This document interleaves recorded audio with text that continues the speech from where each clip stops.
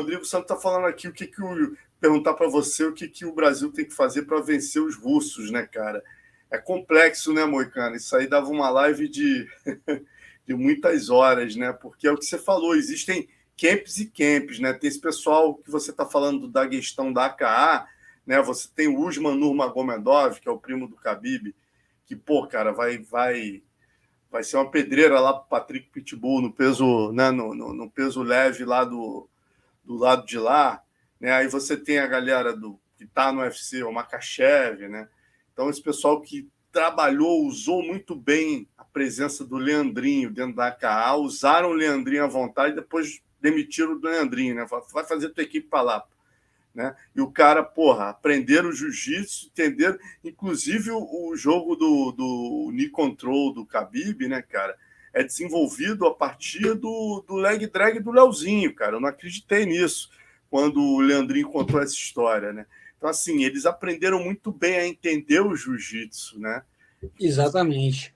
Exatamente. Eu acho que não é só isso, entendeu? Eu acho que é o seguinte, eles têm uma mentalidade de treino, eles têm todos esses caras que eu falei, esses russos, que eu nunca vi, no sentido seguinte, me parece que a gente que é brasileiro é muito emocional, leva o treino muito a... Por exemplo, eu estava assistindo um podcast com o Paulão, né?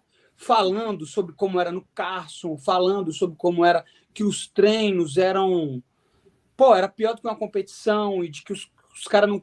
Se você tomasse uma vantagem no treino, ia chorando para casa, entendeu? De tão puto que você ficava. Tipo assim, um desgaste emocional tremendo no treino. E eu já vejo que os russos não têm isso. Tipo assim, os caras chegam, por exemplo, todos os russos que treinam lá, se tu é bom de chão, eles são os primeiros a ir treinar contigo. E não importa se você passa o carro nele 1, 2 ou 3 vezes, não. Todo treino ele vai treinar contigo. E aí todo treino ele vai lá e pergunta, como é que tu faz isso? Ou seja, o que os caras fazem no treino? Em vez do cara chegar no treino e ficar competindo, ganhando o treino, que é uma coisa que o brasileiro faz muito, o cara vai lá e aprende no treino, entendeu? Vai lá e, tipo assim, no primeiro treino, você pega o cara 2 vezes, 3 vezes. No segundo treino, tu pega uma. Aí no terceiro, tu raspa uma. E no quarto, no quinto, tu já não tá fazendo mais nada, entendeu?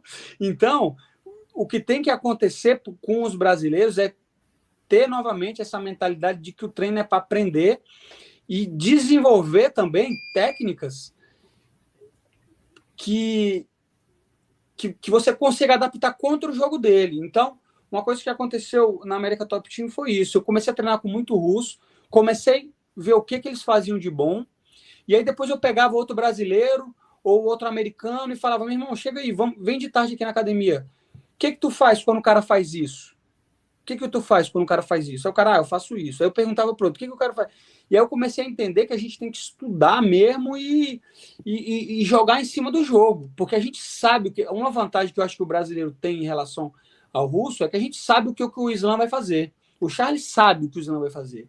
Entendeu? Agora ele tem que pegar os professores, pegar os training partners e falar o seguinte, faz isso, desse jeito. E tentar desenvolver maneiras de quebrar o grip, maneiras de levantar, maneiras de raspar, né? Mas como o brasileiro também tem essa vantagem de ter muita habilidade no chão, eu acho que com certeza a gente consegue desenvolver um jogo para bater, mas a gente tem que parar e pensar para descobrir o jogo. Senão, se chegar e ficar tentando resolver lá no meio da luta, indo para porrada e tentar resolver, não é a opção certa. Tem que chegar, treinar, ver o que eles estão fazendo, porque eles vão fazer de novo. Os caras continuam fazendo a mesma coisa. Eles continuam fazendo a mesma coisa. Então a gente tem que estudar o jogo. Basicamente é isso.